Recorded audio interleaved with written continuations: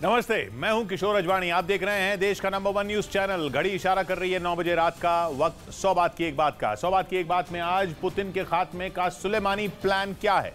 Ukraine युद्ध के बीच Putin की कमजोर नस किसने दबा दी? ताइवान समंदर में चीन को कैसे डुबो देगा? और आमिर खान के ऐड पर गुस्सा क्यों भड़का?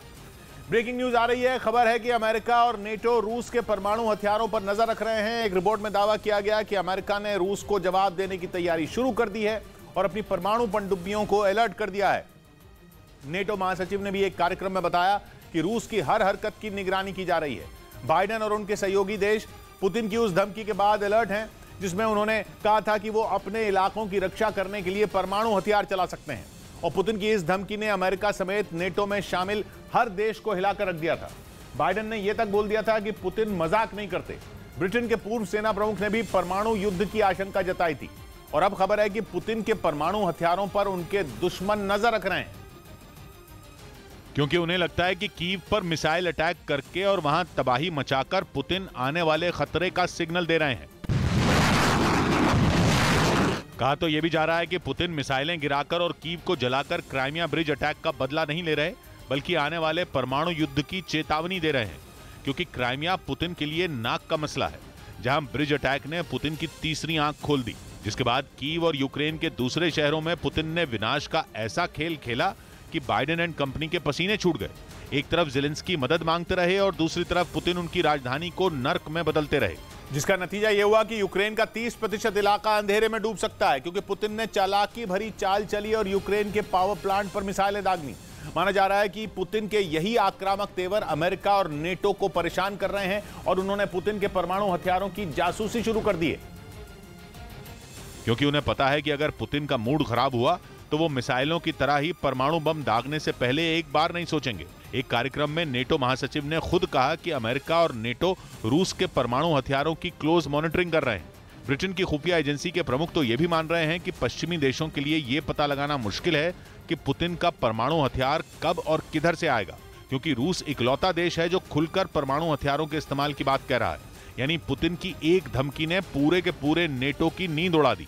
फ्रांस तो ऐसा घबराया है कि उसने अब बोल दिया है कि अगर पुतिन ने यूक्रेन पर परमाणु हथियार चलाया तो वो जवाब नहीं देगा। मतलब साफ है, फ्रांस यूक्रेन के चक्कर में बलि नहीं चढ़ना चाहता। लेकिन बाइडेन ऐसा नहीं कर रहे, क्योंकि वो केवल रूस के परमाणु हथियारों पर नजर ही नहीं रख रहे, बल्कि उन्होंने पुतिन के परमाणु प्लान का जवाब देने की तैयारी भी शुरू कर दी है। क्योंकि एक वीडियो सामने आया जिसमें अमेरिका की परमाणु पनडुब्बी यूएसएस कैलिफोर्निया नजर आई और दावा किया गया कि ब्रिटेन के फासलिन नेवल बेस से उसे हटा लिया गया है।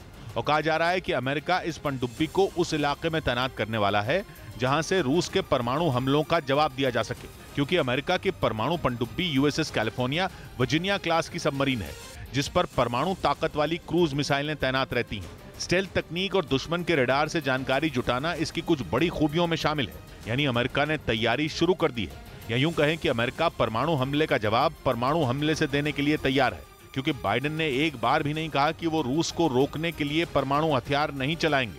मतलब यह कि दबी जबान में ही सही, बाइडेन संकेत दे रहे हैं कि रूस के हर वार का जवाब उसी अंदाज में दिया जाएगा। यही नहीं, अब तो नेटो ने रूस पर नजर रखनी भी शुरू कर दी है। और नेटो के एक अधिकारी ने रूस को यह धमकी भी दे डाली कि रूस ने परमाणु हमला किया तो इसका बुरा अंजाम होगा। मतलब दोनों तरफ से तलवारें खिंच चुकी हैं। फर्क बस इतना है कि रूस जो कर रहा है वो दुनिया देख रही है और अमेरिका जो कर रहा है वो बाइडेन एंड कंपनी के मुंह से सुन रही है। क्राइमिया का बदला लेने के लिए जब पुतिन ने कीव में कोहराम मचाया तो खूब शोर मचा। कीव की दुर्दशा देखकर पश्चिमी देश खूब चीखे चिल्लाए, लेकिन रूस को रोक नहीं पाए। पुतिन यूक्रेन में जो करना चाहते थे वो कर रहे हैं। यूक्रेन की राजधानी का जो हश्र उन्होंने किया वो इस बात का सबूत है कि पुतिन को किसी आलोचना से फर्क नहीं पड़ता, उल्टा वो और ज्यादा आक्रामक हो गए हैं, जिसकी वजह से यूक्रेन बर्बाद हो रहा है। पुतिन की मिसाइलें खुलेआम यूक्रेन में तांडव कर रही हैं और इसी बीच अमेरिका और नेटो में परमाणु हमले से जुड़ी हलचल दुनिया को डरा रही है, क्योंकि लग रहा है कि ये तीसरे विश्व युद्ध की तैयारी है। इस बीच पश्चिमी मीडिया ने यह दावा किया कि पुतिन के करीबी और रूसी सुरक्षा परिषद के एक अधिकारी ने यूक्रेन को नेटो में शामिल करने पर तीसरे विश्व युद्ध की धमकी दे दी, क्योंकि रूस किसी भी कीमत पर यह नहीं चाहता कि यूक्रेन अमेरिका की अगुवाई वाले सैन्य गठबंधन में शामिल हो। और इसी वजह से रूस ने यह धमकी दी कि अगर ऐसा हुआ तो फिर तीसरा विश्व युद्ध छिड़ने में देर नहीं लगेगी। पश्चिमी मीडिया का दावा है कि पुतिन किसी भी वक्त यूक्रेन को तबाह करने के लिए परमाणु बम गिरा सकते हैं। यही नहीं, वो कई बार पश्चिमी देशों को भी एटम बम से निशाना बनाने की धमकी दे चुके हैं। पुतिन के जानने वालों का कहना है कि वो कोई कोरी धमकी नहीं दे रहे हैं, बल्कि अगर पुतिन को यूक्रेन की जंग में हार दिखने लगी तो वो एटम बम गिराने से नहीं चूकेंगे। हालांकि अभी तक इसकी नौबत नहीं आई है, लेकिन रूसी सुरक्षा परिषद के एक अधिकारी अलेक्जेंडर वेनेदिक्तोव की धमकी ने पूरी दुनिया को खौफ से भर दिया। पश्चिमी मीडिया का दावा है कि वेनेदिक्तोव ने यह चेतावनी दी कि अगर नेटो ने यूक्रेन को सदस्यता दी तो ये जंग तीसरे विश्व युद्ध में बदल जाएगी। मतलब यह कि दुनिया तीसरे विश्व युद्ध के कगार पर पहुंच चुकी है। दावा किया जा रहा है कि अगर नेटो ने यूक्रेन को सदस्यता दी तो पुतिन पश्चिमी देशों के खिलाफ खुले तौर पर जंग का ऐलान कर देंगे और ऐसी सूरत में वो परमाणु मिसाइल छोड़ने से भी नहीं हिचकिचाएंगे। रूस की तरफ से परमाणु बम चलेंगे तो जाहिर है उसके हमले का जवाब देने के लिए पश्चिमी देश भी एटम बम का इस्तेमाल करेंगे, जिसका नतीजा होगा दुनिया की तबाही। यही वजह है कि रूसी सुरक्षा परिषद के अधिकारी अलेक्जेंडर वेनेदिक्तोव ने पश्चिमी देशों को यूक्रेन को नेटो में नहीं शामिल करने की नसीहत दी। असल में 30 सितंबर को पुतिन ने यूक्रेन के 4 इलाकों ज़ापोरिज़िया, खेरसोन, डोनेस्क और लुहांस्क को रूस में मिलाने का ऐलान किया था। उनकी इस घोषणा के कुछ ही घंटों बाद ज़ेलेंस्की ने नेटो की सदस्यता हासिल करने के लिए आवेदन कर दिया था, जिससे पुतिन आग बबूला है। वो ये नहीं चाहते कि यूक्रेन नेटो का सदस्य बने, क्योंकि अगर यूक्रेन इस सैन्य गठबंधन में शामिल हो गया तो पश्चिमी देशों की सेनाएं उनके दरवाजे पर खड़ी हो जाएंगी, जो पुतिन कभी बर्दाश्त नहीं करेंगे। असल में यूक्रेन पर रूस के हमले के पीछे की सबसे बड़ी वजह भी यही है। जंग से पहले यूक्रेन हर हाल में नेटो में शामिल होना चाहता था, जबकि पुतिन उसे बार बार ये जिद छोड़ने की बात कह रहे थे। लेकिन ज़ेलेंस्की ने पुतिन की एक न सुनी और वो अपनी जिद पर अड़े रहे। नतीजा ये हुआ कि रूस ने 24 फरवरी को यूक्रेन के खिलाफ सैन्य अभियान शुरू कर दिया। पुतिन के इस अभियान से डरकर फिनलैंड और स्वीडन ने भी नेटो की सदस्यता हासिल करने के लिए आवेदन कर दिया। हालांकि अभी तक उन्हें इस सैन्य गठबंधन की सदस्यता नहीं मिली है और दावा किया जा रहा है कि पश्चिमी देश यूक्रेन को भी नेटो में फौरन शामिल नहीं करने वाले हैं, क्योंकि उन्हें यह बात अच्छी तरह पता है कि यूक्रेन के नेटो में शामिल होने पर पुतिन पश्चिमी देशों के खिलाफ ही जंग का बिगुल बजा देंगे। उधर ट्रंप सरकार में सुरक्षा सलाहकार रहे जॉन बोल्टन ने बाइडेन सरकार को नसीहत दी कि पुतिन के परमाणु हमला करने से पहले ही उनका खात्मा कर देना चाहिए। उन्होंने इसके लिए साल 2020 में ईरान के कमांडर कासिम सुलेमानी को मार गिराने का उदाहरण दिया। बोल्टन के मुताबिक पश्चिमी देशों को परमाणु हमला होने के बाद जवाबी कार्रवाई का इंतजार नहीं करना चाहिए, क्योंकि पुतिन जैसी धमकी दे रहे हैं, माना जा रहा है कि वो कभी भी परमाणु हमले का आदेश दे सकते हैं और अगर एक बार उन्होंने परमाणु बम का बटन दबा दिया तो फिर यूक्रेन में तबाही मच जाएगी। कुछ रोज पहले ही खबर आई थी कि पुतिन के परमाणु हमले के निशाने पर यूक्रेन की राजधानी कीव है और माना जा रहा है कि जंग को जीतने के लिए पुतिन कीव को बर्बाद भी कर सकते हैं, क्योंकि खुद पुतिन कई बार इस बात का इशारा कर चुके हैं कि वो यूक्रेन को ऐसा जख्म देंगे जिसे वो हमेशा याद रखेगा। इसके साथ ही पुतिन की नजर अमेरिका समेत यूरोप के कई देशों पर भी है। इसी वजह से जॉन बोल्टन ने पश्चिमी देशों को परमाणु हमले से पहले ही पुतिन का खात्मा करने की नसीहत दी, क्योंकि वो पश्चिमी देशों को भी कई बार परमाणु हमले का डर दिखा चुके हैं। पुतिन साफ कह चुके हैं कि यूक्रेन की मदद करना पश्चिमी देशों के लिए भी बर्बादी ला सकता है, जिसके बाद आशंका जताई गई कि वो यूक्रेन के साथ उन देशों को भी परमाणु बम से निशाना बना सकते हैं। और पुतिन को जानने वाले ये मानते हैं कि वो ऐसा कर भी देंगे, क्योंकि जंग में जिस तरह अमेरिका और नेटो ने अपनी पूरी ताकत झोंक रखी है, उससे पुतिन बुरी तरह चिढ़े हुए हैं। युद्ध जैसे जैसे आगे बढ़ता जा रहा है, पश्चिमी देश यूक्रेन को और भी खतरनाक हथियारों की सप्लाई कर रहे हैं और कहा जा रहा है इसी वजह से इन देशों के लिए पुतिन की नफरत और भी ज्यादा बढ़ती जा रही है। उन्होंने कुछ रोज पहले अंजाम भुगतने की धमकी भी दी थी, जिसके बाद बाइडेन ने भी चेतावनी दी कि अगर पुतिन ने परमाणु बम दागा तो अमेरिका भी हाथ पर हाथ धरे बैठा नहीं रहेगा। बाइडेन ने दावा किया कि पुतिन को जवाब देने की अमेरिका की तैयारी पूरी है। लेकिन लगता है कि डोनाल्ड ट्रंप की सरकार के समय सुरक्षा सलाहकार रहे जॉन बोल्टन बाइडेन के इस रुख से सहमत नहीं है। तभी तो ब्रिटेन में रेडियो के एक कार्यक्रम में उन्होंने परमाणु हमले से पहले ही पुतिन को खत्म करने की सलाह दे डाली, क्योंकि उनका मानना है कि अगर पुतिन को यूक्रेन की जंग में हार दिखने लगी तो वो परमाणु हमला जरूर करेंगे। बोल्टन के मुताबिक अगर रूस ने यूक्रेन के आगे घुटने टेक दिए तो पुतिन अपने ही घर में बुरी तरह घिर जाएंगे, उनकी ताकतवर नेता की छवि टूट जाएगी। ऐसा भी हो सकता है कि पुतिन को रूस की सत्ता से बेदखल कर दिया जाए और जॉन बोल्टन के मुताबिक पुतिन ऐसा कभी भी नहीं होने देंगे, बल्कि वो खुद को दुनिया में सबसे शक्तिशाली नेता दिखाने के लिए एटम बम दाग देंगे, जिसके बाद तीसरा विश्व युद्ध भी छिड़ सकता है। बोल्टन के मुताबिक इसे रोकने के लिए पुतिन को पहले ही मिटा देना चाहिए और इसके लिए उन्होंने ईरान की सेना में कमांडर रहे कासिम सुलेमानी के खात्मे का उदाहरण दिया। जॉन बोल्टन ने दावा किया कि जिस तरह साल 2020 में ट्रंप ने कासिम सुलेमानी को मार गिराया था, वैसा ही बाइडेन को भी पुतिन के साथ करना चाहिए, क्योंकि कासिम सुलेमानी को भी अमेरिका का बड़ा दुश्मन माना जाता था, जिस वजह से अमेरिका ने उन्हें आतंकी घोषित कर रखा था। 2020 में उन पर उस वक्त हमला किया गया जब वो बगदाद में अपने काफिले के साथ एयरपोर्ट जा रहे थे। अमेरिका के किए गए उस हवाई हमले में कासिम सुलेमानी मारे गए थे। और बोल्टन अब बाइडेन को सलाह दे रहे हैं कि पुतिन के साथ भी कुछ ऐसा ही करना चाहिए। यानी पुतिन के ऊपर ऐसा हमला करना चाहिए कि बिना किसी बड़े नुकसान के उनका खात्मा किया जा सके। जॉन बोल्टन ने तो ये तक दावा कर दिया कि परमाणु हमले की बात करके पुतिन ने अपने सुसाइड नोट पर साइन कर दिए हैं और अमेरिका चाहे तो वो कभी भी पुतिन तक पहुंचकर उन्हें मिटा सकता है।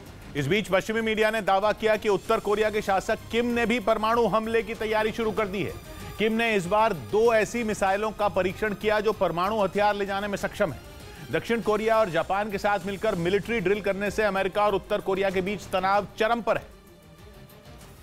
और किम अमेरिका को ही चेतावनी देने के लिए लगातार मिसाइलों का परीक्षण कर रहे हैं।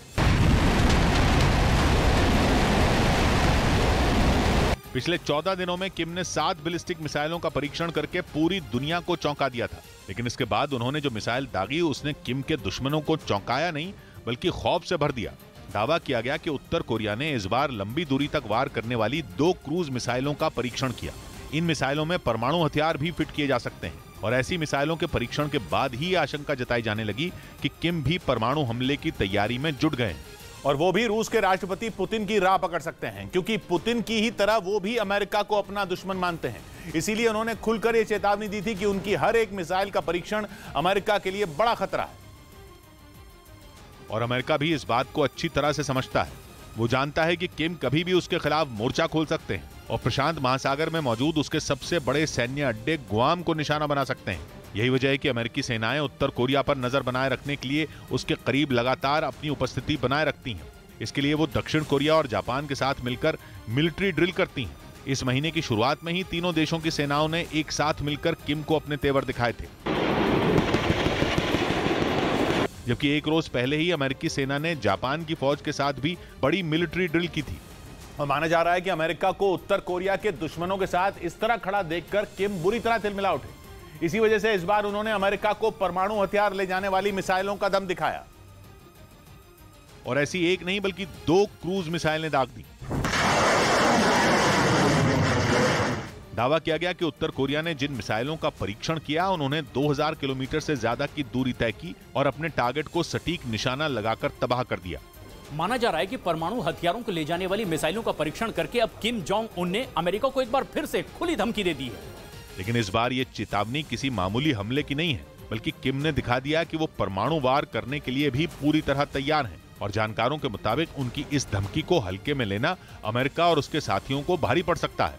इधर प्रधानमंत्री ने हिमाचल प्रदेश को बड़ी सौगात दी। ऊना में प्रधानमंत्री मोदी ने देश की 4थी वंदे भारत एक्सप्रेस को हरी झंडी दिखाकर रवाना किया। ये ट्रेन ऊना और दिल्ली के बीच चलेगी। ऊना के बाद प्रधानमंत्री चंबा पहुंचे, जहां उन्होंने 2 पावर प्रोजेक्ट का शिलान्यास किया। इसके साथ ही उन्होंने प्रधानमंत्री ग्रामीण सड़क योजना के 3रे चरण की भी शुरुआत की। चंबा में प्रधानमंत्री नरेंद्र मोदी ने एक जनसभा कर हिमाचल प्रदेश सरकार की तारीफ की।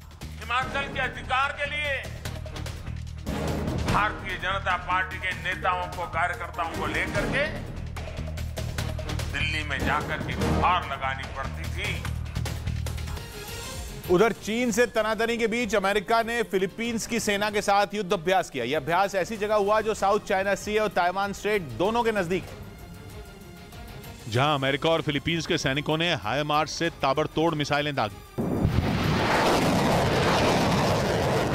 इस फायर ड्रिल में दोनों देशों के सैनिकों ने चीन को अपनी ताकत दिखाई और उनकी तोपों की आवाज से पूरा इलाका गूंज उठा, या यूं कहें कि उन्होंने उनकी गरज चीन तक पहुंचा दी।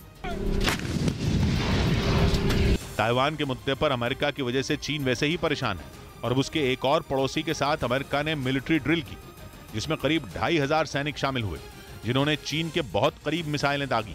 वो अलग बात है कि ये केवल एक प्रैक्टिस थी, लेकिन इस अभ्यास ने चीन की टेंशन तो पक्का बढ़ा दी होगी, क्योंकि वो नहीं चाहता कि उसके इलाके में कोई और देश शेर बने और दादागिरी दिखाए। लेकिन अमेरिका लगातार उसकी राह का रोड़ा बन रहा है। इस बीच खबर है कि चीन की चुनौती से निपटने के लिए ताइवान ने भी अपने जंगी जहाजों की ताकत को बढ़ाना शुरू कर दिया, क्योंकि दावा किया जा रहा है कि चीन ताइवान पर हमला करने के इरादे से उसे घेरने में जुटा है। और इसीलिए वो पिछले 2 महीनों से ताइवान को डराने के लिए लगातार मिसाइलें भी दाग रहा है। यही नहीं, पिछले दिनों उसने ताइवान को घेरकर कई दिनों तक बड़ी मिलिट्री ड्रिल भी की और उसके लड़ाकू विमान आए दिन ताइवान की हवाई सीमा में घुसपैठ कर उसे डराने में जुटे रहे। उन्होंने ताइवान के करीब पहुंचकर ऐसा दिखाने की कोशिश की मानो वो कभी भी बम बरसा देंगे। ताइवान ने दावा किया कि उसने अकेले सितंबर के महीने में चीन के करीब 130 जंगी जहाजों और 500 से ज्यादा विमानों को अपनी सीमा के पास ट्रैक किया। मतलब ये कि जंग भले ही न छिड़ी हो, लेकिन चीन लगातार ताइवान के लोगों को डरा रहा है। वो ये दिखा रहा है कि अगर युद्ध हो गया तो उसकी सेना ऐसा हमला करेगी कि ताइवान के लिए बचना मुश्किल हो जाएगा।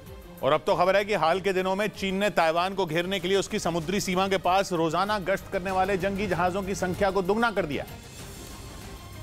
लेकिन ताइवान भी खामोश बैठता नहीं दिख रहा।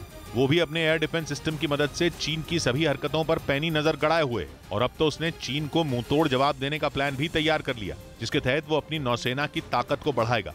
और इसके लिए उसने एक नई एंटी सबमरीन और एंटी एयरक्राफ्ट वॉरशिप तैयार करने का ऐलान किया और दावा किया कि वो जल्द ही अपने पुराने युद्धपोतों को आधुनिक तकनीक से लैस कर देगा। असल में ताइवान की नौसेना के पास 26 बड़े युद्धपोत हैं, जिनमें ज्यादातर काफी पुराने हो चुके हैं। इधर अमित शाह ने गुजरात गौरव यात्रा को रवाना किया। केंद्रीय गृह मंत्री अमित शाह ने अहमदाबाद में बीजेपी की गुजरात गौरव यात्रा को हरी झंडी दिखाकर रवाना किया। गुजरात में फरी एक बार शांति, सुशासन, समृद्धिનું शासन आवे। जम्मू कश्मीर के रामबन में सुरक्षा बल ने एक इलाके से 3 आईईडी बरामद कर बड़ी आतंकी साजिश को नाकाम कर दिया। मुंबई एयरपोर्ट पर दुबई से आए एक यात्री के पास से कस्टम्स विभाग ने करोड़ों का सोना जब्त कर लिया। बताया गया कि उसने सोना कमर में बांधने वाली बेल्ट में छुपा रखा था। उधर मध्य प्रदेश के जबलपुर से रोंगटे खड़े कर देने वाला एक वीडियो सामने आया, जिसमें एक तेज रफ्तार गाड़ी ने स्कूटर सवार 3 लोगों को रौंद दिया, जिसका वीडियो पास ही लगे सीसीटीवी कैमरे में रिकॉर्ड हो गया, जिसमें तेजी से आती एसयूवी 3 लोगों को कुचलती नजर आई।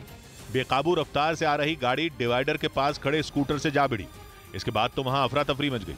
लोग घायलों की मदद के लिए दौड़ पड़े। बताया गया कि डिवाइडर के पास स्कूटर सवार अपने 2 बच्चों के साथ लाल बत्ती के पास रुका था कि तभी कार ने उसे उड़ा दिया। गाड़ी को रोकने के बजाय वो उन्हें कुछ दूरी तक घसीटते हुए भी ले गया। हालांकि फरार होने से पहले ही लोगों ने कार सवार को पकड़कर पुलिस के हवाले कर दिया। वहीं हादसे में स्कूटर सवार 3 लोगों की हालत गंभीर बताई गई। इस बीच यूक्रेन के एक अधिकारी ने दावा किया कि ईरान के शाहिद 136 ड्रोन से बचने में इजरायल उनकी मदद कर रहा है। दावा किया गया कि इजरायल की एक कंपनी सैटेलाइट के जरिए ईरान के ड्रोन का पता लगा रही है और फिर उनकी सटीक पोजीशन यूक्रेन को बता रही है, क्योंकि इन दिनों ईरान के ड्रोन ने कीव और जापोरिजिया समेत कई शहरों में तबाही मचा रखी है। ये ड्रोन क्राइमिया पर हुए हमले के बाद पुतिन के बदले की पहचान बन चुके हैं। इनकी मार से कीव समेत यूक्रेन के कई शहर करा रहे हैं। ईरान के इन ड्रोन ने इतनी तेजी से हमले किए कि यूक्रेन की फौज को इनसे निपटने में पसीने छूट गए। बड़ी परेशानी यह है कि पुतिन ईरान के जिस ड्रोन का इस्तेमाल हमले के लिए कर रहे हैं वो खुद एक चलती फिरती मिसाइल जैसा है, यानी वो खुद जहां गिरता है उसमें भरा बारूद आसपास के बड़े इलाके को नेस्तनाबूद कर देता है। और अब खबर है कि यूक्रेन को इन ड्रोन से बचाने के लिए इजरायल खड़ा हो गया है और इसके लिए वहां की एक कंपनी सैटेलाइट से मिली तस्वीरों का इस्तेमाल कर रही है। खबर के मुताबिक इजरायल की एक कंपनी ईरान के ड्रोन की सटीक जानकारी यूक्रेन को दे रही है और इसी जानकारी के आधार पर यूक्रेन की सेना रूस की उड़ती मौत का खात्मा करने में जुट गई। इजरायल की मदद मिलने से बढ़े हौसले के बाद यूक्रेन ने दावा किया कि ये ड्रोन उतने भी तेज नहीं हैं जितना बताए जाते हैं। यूक्रेन के मुताबिक पुतिन ने ईरान से मिले ड्रोन की ताकत को बढ़ा चढ़ाकर दिखाया ताकि उसकी सेना को डराया जा सके। यूक्रेन ने दावा किया कि एक रोज पहले ही उसकी सेना ने 9 ड्रोन मार गिराए थे, जबकि एक हफ्ते में 50 से ज्यादा ड्रोन को ढेर कर दिया गया। लेकिन इसके बाद भी ये यूक्रेन के लिए राहत भरी खबर नहीं है, क्योंकि आने वाले दिनों में उसके लिए ईरान के ड्रोन किसी टिड्डी दल से कम साबित होने वाले नहीं हैं। और ये चिंता खुद यूक्रेन के राष्ट्रपति ज़ेलेंस्की ने जताई है। उन्होंने दावा किया कि जिस तरह से ईरान के ड्रोन ने उनके देश में बर्बादी फैलाई, उससे पुतिन के हाथ तबाही का एक और हथियार लग गया और वो ईरान के ड्रोन के ऐसे मुरीद हो गए हैं कि वहां से उनकी एक बड़ी खेप मंगाने वाले हैं। ज़ेलेंस्की ने दावा किया कि पुतिन ने ड्रोन मंगाने के लिए ऑर्डर तक दे दिया है और वो 50 या 100 नहीं बल्कि कुल 2400 शाहिद 136 ड्रोन ईरान से मंगाने जा रहे हैं। बस इसी बात ने ज़ेलेंस्की की परेशानी बढ़ा दी है। उनकी सेना रूस की तरफ से भेजे गए ड्रोन मार तो रही है, लेकिन अगर पुतिन ने इतने बड़े पैमाने पर ड्रोन मंगाने की डील कर ली है तो उनसे पार पाना मुश्किल साबित होगा। और इसीलिए ज़ेलेंस्की अमेरिका के साथ यूरोप के देशों से भी गुहार लगा रहे हैं कि यूक्रेन को और घातक हथियार दिए जाएं ताकि रूस के ऐसे खतरनाक हथियारों का मुकाबला किया जा सके।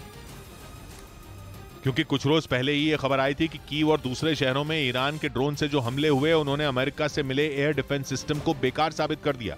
अमेरिका का निसाम्स यानी Norwegian advanced surface to air missile system Ukraine को मिसाइलों से बचाने में नाकाम रहा। इसके बाद नेटो के कमांडर ने यूक्रेन को इजराइल के आयरन डोम जैसे एयर डिफेंस सिस्टम से लैस करने की मांग कर दी। ज़ेलेंस्की भी काफी समय से इजराइल से ये एयर डिफेंस सिस्टम देने की मांग कर रहे थे, जो 4 से 70 किलोमीटर दूर से चलाए गए रॉकेट और तोप के गोलों को ढूंढकर उन्हें ढेर करने में माहिर है। इसी वजह से माना जा रहा है कि सैटेलाइट से मिली तस्वीरों के जरिए ड्रोन का पता बताने के साथ अगर इजराइल ये एयर डिफेंस सिस्टम भी यूक्रेन को दे दे तो ईरान के ड्रोन उसकी सेना के सामने फेल हो जाएंगे। इधर योगी आदित्यनाथ ने बाढ़ प्रभावित इलाकों का जायजा लिया। यूपी के मुख्यमंत्री योगी आदित्यनाथ ने गोरखपुर, संत कबीरनगर और सिद्धार्थनगर समेत कई जिलों का हवाई सर्वे किया और वहां बाढ़ से हुए नुकसान की जानकारी ली। नेपाल से पानी छोड़े जाने की वजह से यूपी के अंबेडकर नगर के कई इलाके बाढ़ में डूब गए। 1 हफ्ते से हम लोग परेशान हैं, मतलब घर छोड़ के अपना चले गए हैं, दूसरे यहाँ रह रहे हैं। आजमगढ़ के कई गांवों में बाढ़ आने से उनका संपर्क दूसरे इलाकों से पूरी तरह टूट गया। किस तरीके से बाढ़ ने पूरे आगोश में इस इलाकों को ले लिया। उधर आमिर खान के एक विज्ञापन पर विवाद गरमा गया। हिंदू संगठनों ने अपनी भावनाओं को आहत करने वाला बताते हुए इसका विरोध शुरू कर दिया, जिनका मध्य प्रदेश के गृह मंत्री नरोत्तम मिश्रा ने भी पूरा समर्थन किया और आमिर खान को निशाने पर लिया। किसी की भी भावना को आहत करने की इजाजत उन्हें नहीं है। असल में इस विज्ञापन में दूल्हा बने आमिर कियारा आडवाणी से शादी करने के बाद उनके घर जाते दिखे, जिसे हिंदू परंपरा के खिलाफ बताया गया। इस बीच खबर है कि यूक्रेन को ऑस्ट्रेलिया एक बार फिर पुतिन की फौज को धूल चटाने वाले बुशमास्टर देगा।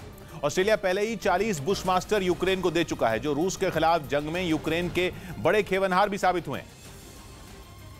और इनकी मदद से किए गए हमलों में ज़ेलेंस्की की फौज ने कई इलाकों में पुतिन के सैनिकों को घुटने टेकने के लिए मजबूर भी किया। लेकिन पिछले दिनों जिस तरह से पुतिन ने यूक्रेन के शहरों पर दोबारा ताबड़तोड़ हमले शुरू किए, उसके बाद ज़ेलेंस्की ने एक बार फिर ऑस्ट्रेलिया से इस भरोसेमंद हथियार की एक और खेप भेजने की अपील की। ऑस्ट्रेलिया ने भी उन्हें मायूस नहीं होने दिया और रूस के हमलों से निपटने के लिए जल्द से जल्द यूक्रेन को 20 और बुशमास्टर देने का भरोसा दिया। साथ ही ऑस्ट्रेलिया के प्रधानमंत्री ने ज़ेलेंस्की के बात करने के बाद यूक्रेन के सैनिकों को युद्ध की ट्रेनिंग देने का भी वादा किया। We'll continue to provide support. We are the largest non-NATO contributor. असल में ऑस्ट्रेलिया की ये बख्तरबंद गाड़ियां ऊबड़-खाबड़ रास्तों पर भी फर्राटा भर सकती हैं और सैनिकों को बम धमाकों से भी बचाने का मादा रखती हैं। और यूक्रेन युद्ध से पहले ये बख्तरबंद गाड़ी अफगानिस्तान और इराक वॉर में अपने पराक्रम से अमेरिकी सेना को भी अपना मुरीद बना चुकी है, क्योंकि 11 टन वजन वाली एक बुशमास्टर बख्तरबंद गाड़ी में बैठकर 10 सैनिक जंग के मैदान में दुश्मन पर हमला बोल सकते हैं। ये गाड़ियां सैनिकों को लैंडमाइन से भी बचाती हैं और मशीन गन से दागी गई गोलियां भी इनका कुछ नहीं बिगाड़ पाती।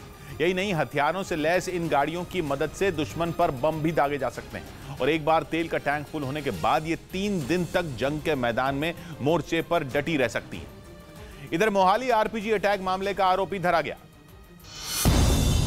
मोहाली में पुलिस हेडक्वार्टर्स पर हुए आरपीजी अटैक मामले में मुख्य आरोपी चरत सिंह को मुंबई से गिरफ्तार कर लिया गया। चरत सिंह ਜਿਹੜਾ ਕਿ मोहाली आरपीजी अटैक ਦਾ मेन सूत्रधार ਸੀ ਨੂੰ मुंबई तो गिरफ्तार किया गया। शेयर बाजार में आईटी, बैंक और ऑटो समेत कुछ सेक्टरों में गिरावट रही, जिससे सेंसेक्स 390 अंक गिरकर 57,235 पर बंद हुआ, जबकि निफ्टी 109 अंक की गिरावट के साथ 17,014 पर पहुंच गया।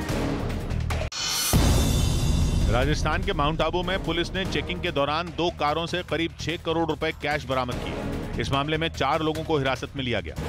उधर दिल्ली पुलिस ने कनाडा में बैठे गैंगस्टर अर्श दल्ला के 2 शार्प शूटरों को गिरफ्तार कर लिया। इन पर पंजाब के एक कारोबारी पर हमला करने और करोड़ों की उगाही का आरोप है और दोनों किसी बड़ी वारदात को अंजाम देने के लिए दिल्ली पहुंचे थे, लेकिन उससे पहले ही उन्हें गिरफ्तार कर लिया गया। आरोपियों की पहचान पंजाब के गुरदासपुर के रहने वाले रविंदर सिंह और नवदीप सिंह के तौर पर हुई है। इस बीच एक रिपोर्ट में दावा किया गया कि क्राइमिया ब्रिज ब्लास्ट के पीछे अमेरिका का हाथ है। 2 दिन पहले खबर आई थी कि ब्रिज अटैक की साजिश ब्रिटेन ने रची। फिर इस मामले में रूस के 5 नागरिकों को गिरफ्तार किया गया और अब पता चला है कि क्राइमिया ब्रिज अटैक अमेरिका ने करवाया था। यह दावा एक रिपोर्ट में किया गया, लेकिन इस नए दावे ने क्राइमिया ब्रिज अटैक की पूरी कहानी ही पलट दी, क्योंकि रूस कह रहा है कि विस्फोटक ट्रक में आया और फिर धमाका हुआ, जिससे कर्ज ब्रिज का एक हिस्सा टूटकर समंदर में गिर गया। लेकिन नया दावा यह है कि यह अटैक ड्रोन से हुआ, जो अमेरिका ने यूक्रेन की सेना को दिया था। मतलब यह कि रोजाना क्राइमिया ब्रिज अटैक से जुड़े नए नए दावे किए जा रहे हैं। कभी ब्रिटेन का नाम आ रहा है तो कभी अमेरिका का, लेकिन रूस अड़ा हुआ है। और दावा कर रहा है कि ब्रिज पर धमाके का जिम्मेदार यूक्रेन है, जिसने ट्रक से 1-2 नहीं बल्कि 23,000 किलोग्राम विस्फोटक भेजे, जो बल्गेरिया से जॉर्जिया, फिर आर्मेनिया और फिर यूक्रेन के ओदेसा पहुंचा। रूस की सुरक्षा जांच एजेंसी एफएसबी इसी आधार पर जांच आगे बढ़ा रही है। 8 लोगों को हिरासत में भी लिया गया है। यही नहीं, एफएसबी को शक नहीं, यकीन है कि मिलिट्री इंटेलिजेंस ऑफ यूक्रेन के डायरेक्टर ने यह प्लान बनाया है। और 8 अक्टूबर को रूस से क्राइमिया को जोड़ने वाले कर्च ब्रिज पर ब्लास्ट करवाया था। 19 किलोमीटर लंबे कर्च ब्रिज पर जब भयानक विस्फोट हुआ था तो वहां एक ट्रक नजर आया था। और एफएसबी ने एक वीडियो जारी कर यह दावा किया था कि धमाके से पहले ट्रक की जांच हुई थी, लेकिन उसे ब्रिज पर एंट्री मिली, जिसकी वजह से धमाका हुआ और यूक्रेन जंग और भयानक हो गई, क्योंकि जिस कीव से रूस की सेना हट चुकी थी वो फिर से पुतिन के निशाने पर है और वहां 3 दिन से बर्बादी का खेल चल रहा है। और लगता है कि पुतिन का बदला पूरा होने तक कीव में कुछ नहीं बचेगा, क्योंकि क्राइमिया ब्रिज रूस की नाक का मुद्दा है, जिस पर अटैक का बदला भी लिया जा रहा है और मामले की जांच भी हो रही है। लेकिन पहले ब्रिटेन और अब अमेरिका का नाम आने के बाद मामले ने नया मोड़ ले लिया है, क्योंकि अगर जांच में सच में पता चला कि अमेरिका या ब्रिटेन ने ब्रिज अटैक में यूक्रेन का साथ दिया था तो फिर तो उनकी खैर नहीं। उधर रूस ने आरोप लगाया कि उसके शहर बेलग्राद में हुए धमाकों के पीछे यूक्रेन का हाथ है। पुतिन ने दावा किया कि जेलेंस्की ने रूस के शहरों को जानबूझकर निशाने पर लिया, जिसके बाद वहां एक साथ 10 से ज्यादा धमाके हुए, जिनकी आवाज डराने वाली थी। दावा किया जा रहा है कि पुतिन ने कीव और जापोरिजिया पर जो मिसाइलें बरसाई उसका बदला जेलेंस्की ने बेलग्राद से लिया। रूस का आरोप है कि जेलेंस्की ने बेलग्राद में धमाके कर आम लोगों को निशाना बनाने की कोशिश की। उधर यूक्रेन की तरफ से अब तक इस मामले में कोई बयान जारी नहीं किया गया, लेकिन धमाकों के बाद से ही जेलेंस्की का एक ट्वीट चर्चा में है, जिसमें उन्होंने किसी भी कीमत पर न झुकने का ऐलान किया था। हालांकि ये कोई पहला मामला नहीं है जब रूस के शहरों में धमाकों की आवाज सुनी गई हो।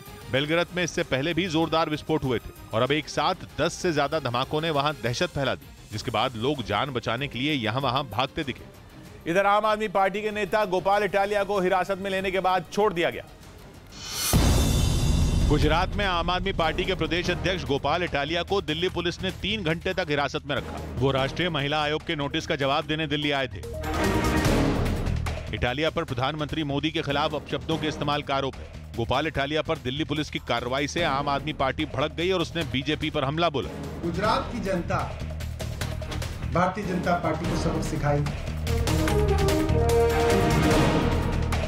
बीजेपी ने आम आदमी पार्टी के इन आरोपों को सिरे से खारिज कर दिया। कोई अपराध करेगा तो उसको निश्चित रूप से कानूनी कार्रवाई की जाएगी, तो कानूनी कार्रवाई की जा रही है। उधर पश्चिम बंगाल के मुर्शिदाबाद में गुस्साई भीड़ ने एक सीएमओ की सरेआम पिटाई कर दी। बताया गया कि कुछ लोग एक मरीज की मौत के बाद सीएमओ के पास एक निजी अस्पताल की शिकायत करने पहुंचे थे, लेकिन उनकी सुनवाई नहीं हुई। इसके बाद गुस्साए लोगों ने सीएमओ के ऊपर थप्पड़ और घूंसे बरसा दिए। लोगों की भीड़ से घिरे सीएमओ ने खुद को बचाने की काफी कोशिश की। इसके साथ ही वहां मौजूद सुरक्षाकर्मी भी उन्हें घेर कर भीड़ से दूर ले जाते दिखे, लेकिन नाराज लोगों ने उनकी भी परवाह नहीं की और सीएमओ को पीटना जारी रखा। कुछ देर तक भीड़ में फंसे रहने के बाद किसी तरह सुरक्षा कर्मियों ने सीएमओ को एक दरवाजे के भीतर धकेला और फिर बाहर से उसे बंद कर दिया। इसके बाद भी लोग वहां काफी देर तक जमे रहे। लोगों ने आरोप लगाया कि एक मरीज की मौत होने के बाद सीएमओ निजी अस्पताल की शिकायत सुनने तक को तैयार नहीं हुए। इस बीच इजराइल की महिला सैनिक की मौत के बाद यरूशलेम में शुरू हुआ बवाल थमता नहीं दिख रहा है। इसकी शुरुआत उस वक्त हुई जब 8 अक्टूबर को एक फिलिस्तीनी हमलावर की फायरिंग में घायल इजराइल की उस सैनिक ने इलाज के दौरान दम तोड़ दिया था। जिसकी तलाश में जुटे इजराइल के सैनिकों को यरूशलेम में फिलिस्तीनियों के गढ़ में छापेमारी के दौरान भारी विरोध का सामना करना पड़ा, जिससे बचने के लिए उन्होंने प्रदर्शनकारियों के मकानों पर ताबड़तोड़ फायरिंग की। आरोप है कि इस दौरान फिलिस्तीन के समर्थकों ने इजराइल के सैनिकों पर पटाखे फेंके ताकि सैनिकों को उनके ठिकानों में घुसने से रोका जा सके। विरोध कर रहे लोगों ने कूड़ेदानों में आग लगाकर रास्ता बंद करने की भी कोशिश की, जिसके बाद इजराइल के सैनिकों ने उन्हें डराने के लिए तेज रोशनी और आवाज करने वाले स्टन ग्रेनेड दागे। इजराइल ने पिछले कुछ दिनों से चल रहे सर्च ऑपरेशन के दौरान 20 से ज्यादा फिलिस्तीनियों को गिरफ्तार करने का दावा किया। इधर छत्तीसगढ़ अवैध खनन मामले में ईडी ने कार्रवाई की।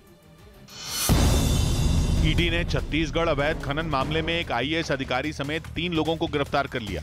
इस मामले में एक दिन पहले कई जिलों में छापेमारी की गई थी। उत्तर प्रदेश के मेरठ में समाजवादी पार्टी के विधायक अतुल प्रधान खराब सड़कों की शिकायत लेकर पीडब्ल्यूडी के ऑफिस पहुंचे और वहीं धरने पर बैठ गए। सभी सड़कों पर गड्ढे भर दिए जाएं और हम लोग 10 के अनुरूप सरकार ने हमको पैसा भी दे दिया है, कार्रवाई जारी है। भारतीय महिला टीम ने थाईलैंड को 74 रन से हराकर एशिया कप T20 के फाइनल में जगह बना ली। सेमीफाइनल मैच में टीम इंडिया ने पहले बल्लेबाजी करते हुए थाईलैंड को जीत के लिए 149 रन का टारगेट दिया था। उधर उत्तर प्रदेश के सोनभद्र में बजरंग दल के लोगों ने एक चर्च में जमकर हंगामा किया। उनका आरोप था कि वहां लोगों को धर्म परिवर्तन के लिए उकसाया जा रहा था, जिसके लिए चर्च के लोग आदिवासियों को अलग अलग तरह से लालच दे रहे हैं। हमारे धर्म के लोगों के साथ खिलवाड़ किया जा रहा है, धर्मांतरण कराया जा रहा है।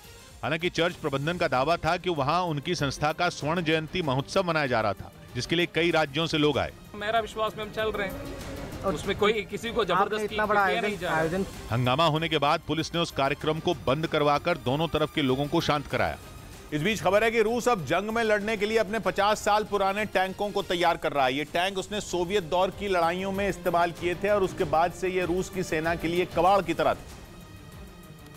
लेकिन यूक्रेन ने जब उसके आधुनिक T-90 और T-72 टैंकों को ध्वस्त करना शुरू किया तो रूस को अपने कदम पीछे खींचने पड़े, जिसके बाद वो अपनी सेना के डिपो में जंग खा रहे T-62 टैंकों की मरम्मत में जुट गया है। दावा है कि इन टैंकों को बड़े पैमाने पर आखिरी बार रूस ने शीत युद्ध के दौरान इस्तेमाल किया था और अब वो ऐसे 800 T-62 टैंकों की मरम्मत करने में जुटा हुआ है, जिन्हें आने वाले 3 सालों में वो अत्याधुनिक टैंक के रूप में तब्दील करने की प्लानिंग कर रहा है। क्योंकि जंग में मौजूद रूस के ज्यादातर टैंकों को या तो पश्चिमी देशों की तरफ से मिले हथियारों ने तबाह कर दिया या फिर जेलेंस्की की फौज ने उन पर कब्जा जमा लिया। और यही वजह है कि वो अपने 50 साल पुराने टैंकों को इस्तेमाल करने को मजबूर हो गया है। जानकारी के मुताबिक रूस इन टैंकों में थर्मल और नाइट विजन कैमरे लगा रहा है ताकि वो आधुनिक टैंकों की बराबरी कर सकें। वहीं इनकी ऊपरी सतह को और ताकतवर बनाया जा रहा है, जिससे अमेरिका की जैवलिन मिसाइल इसका कुछ न बिगाड़ पाए। साथ ही इन्हें 155 mm की मुख्य गन और 2 मशीन गनों से लैस किया जाएगा। दावा है कि 1961 में रूसी सेना में शामिल किए गए इन टैंकों को इससे पहले सीरिया की जंग में भी आजमाया जा चुका था। और दावा तो यह भी है कि पुतिन यूक्रेन की जंग में भी ऐसे कई टैंक भेज चुके हैं, यानी वो टैंक जो चलने फिरने की हालत में थे, पुतिन उनका इस्तेमाल पहले ही कर चुके हैं।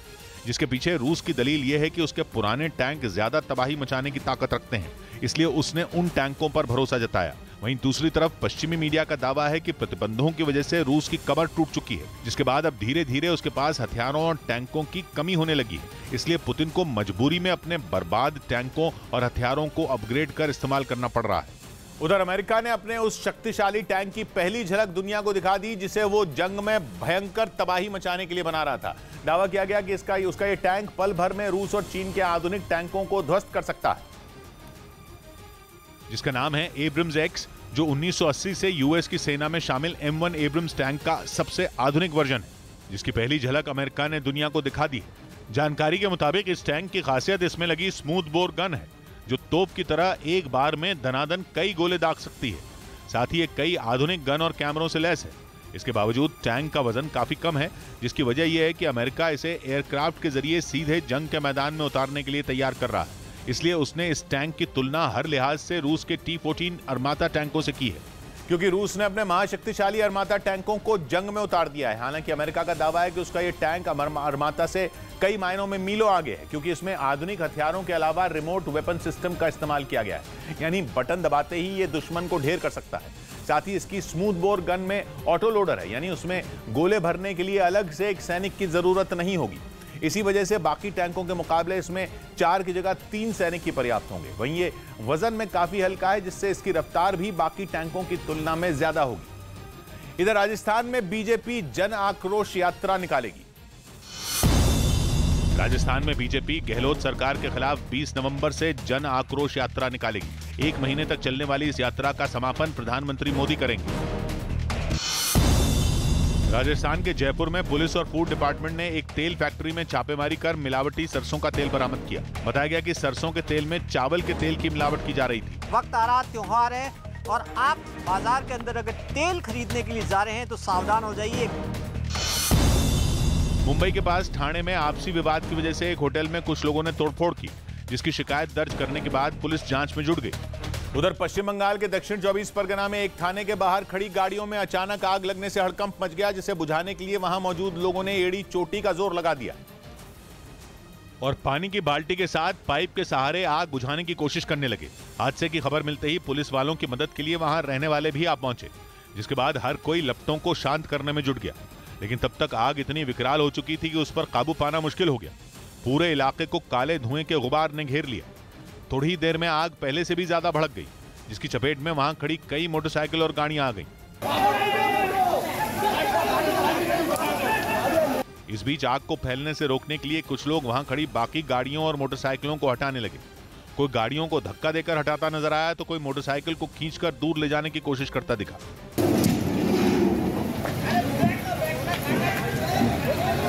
जब तक दमकल विभाग की टीम पहुंची तब तक कई गाड़ियां राख हो गईं। बताया गया थाने के अंदर रखे केमिकल में सबसे पहले आग लगी, जो वहां खड़ी गाड़ियों तक जा पहुंची, जिसका वीडियो वहां खड़े कुछ लोगों ने बना लिया। इस बीच खबर है कि यूक्रेन आतंकियों और तानाशाहों वाले अचूक हथियार की मदद से काला सागर में पुतिन की नौसेना के बेड़े को निशाना बना रहा है। पश्चिमी मीडिया ने दावा किया कि इस आत्मघाती नाव के हमलों ने रूस की नाक में दम कर दिया और दावा है कि काला सागर में इसकी टक्कर से हुए धमाकों में रूस के कई युद्धपोतों को भारी नुकसान पहुंचा। असल में यह समंदर में तबाही मचाने वाली ऐसी नाव है जो आत्मघाती ड्रोन की तरह काम करती है। इसे बस दुश्मन के युद्धपोत के पास पहुंचने की जरूरत होती है। इसके बाद यह उससे टकराकर किसी बड़े बम की तरह फटती है और तबाही मचा देती है। पिछले महीने रूसी सेना ने क्राइमिया में अपने नेवल बेस के पास ऐसी ही एक आत्मघाती नाव पकड़ी थी, जिसकी तस्वीरें भी सोशल मीडिया पर खूब वायरल हुई थी, जिनमें इस आत्मघाती नाव के अगले हिस्से में 2 बटन जैसे ढांचे बने दिखाई दिए थे। कहा जा रहा है कि इनके किसी चीज से टकराते ही नाव में फिट किए गए विस्फोटक एक्टिव हो जाते हैं। मतलब ये कि यूक्रेन ने इसकी मदद से रूसी युद्धपोतों की धज्जियां उड़ाने की पूरी तैयारी कर ली थी। और पश्चिमी मीडिया ने दावा किया था कि समुद्री ड्रोन की बरामदगी के बाद रूसी सेना इतना डर गई थी कि उसने अपनी पनडुब्बियों और कई जंगी जहाजों को नेवल बेस से हटा लिया था, क्योंकि सेवेस्तोपोल में समंदर के किनारे जिस जगह यह आत्मघाती नाव मिली थी वहां पुतिन की नौसेना की ब्लैक सी फ्लीट यानी काला सागर में ऑपरेशन का जिम्मा संभालने वाले जंगी जहाजों के बेड़े का अड्डा है। और ये वो बेड़ा है जो यूक्रेन पर हमले की शुरुआत से ही पुतिन के एक्शन प्लान में सबसे अहम हथियारों में से एक है। रूस के इसी बेड़े ने यूक्रेन पर घातक मिसाइलें दागकर उसकी कमर तोड़कर रख दी थी। यहाँ मौजूद जंगी जहाजों के इसी बेड़े की बदौलत रूस ने यूक्रेन के बंदरगाह का रास्ता तक रोक दिया था और उसके अनाज को देश से बाहर नहीं निकलने दिया था। और कहा जा रहा है कि जब रूस ने सेवेस्तोपोल नेवल बेस के पास मिली इस नाव की जांच की तो पता चला कि यह देसी जुगाड़ से तैयार किया गया आत्मघाती ड्रोन है, जिसका इस्तेमाल अलकायदा के आतंकी और हूती विद्रोही भी करते हैं। दावा है कि इसी तरह की आत्मघाती नाव के हमले से 2017 में हूती विद्रोहियों ने सऊदी अरब के एक युद्धपोत को डुबा दिया था। माना जाता है कि इस तरह की नाव का इस्तेमाल सबसे पहले दूसरे विश्व युद्ध के दौरान इटली के तानाशाह मुसोलिनी ने किया था। उन्होंने ऐसी ही आत्मघाती नाव की मदद से 1941 में ब्रिटेन के एक क्रूजर को उड़ा दिया था। और दावा किया गया कि अब यूक्रेन की सेना भी रूस के खिलाफ देसी जुगाड़ से तैयार किए गए इस अचूक हथियार का इस्तेमाल पुतिन की फौज के छक्के छुड़ाने के लिए कर रही है, जिसे किसी स्पीड बोट की मदद से आसानी से तैयार किया जा सकता है। और स्पीड बोट को कहीं से भी खरीदा जा सकता है, जो समंदर में भी 100 किलोमीटर प्रति घंटा से ज्यादा की रफ्तार से फर्राटा भरती है, जिसकी वजह से इस पर हमला करना भी मुश्किल होता है। ये डीजल या बैटरी दोनों से चल सकती है। और इस तरह तैयार की गई आत्मघाती नाव आकार में काफी छोटी होती है, जिसकी वजह से रात के अंधेरे में समंदर में इसकी मौजूदगी का दुश्मन को पता नहीं चल पाता। इधर दिल्ली के पूर्व मंत्री राजेंद्र पाल गौतम की राष्ट्रपति से शिकायत की गई। दिल्ली के पूर्व मंत्री राजेंद्र पाल गौतम के खिलाफ बौद्ध धर्म से जुड़े कुछ संगठनों ने राष्ट्रपति द्रौपदी मुर्मू को एक चिट्ठी लिखी, जिसके जरिए उन्होंने राजेंद्र पाल गौतम के वायरल वीडियो का जिक्र किया और समाज में नफरत फैलाने का आरोप लगाते हुए उन पर कार्रवाई करने की मांग की। गोवा से आ रहे स्पाइस जेट के विमान में अचानक धुआं निकलने के बाद हैदराबाद एयरपोर्ट पर इमरजेंसी लैंडिंग कराई गई। इस घटना में सभी यात्रियों को सुरक्षित बाहर निकाल लिया गया।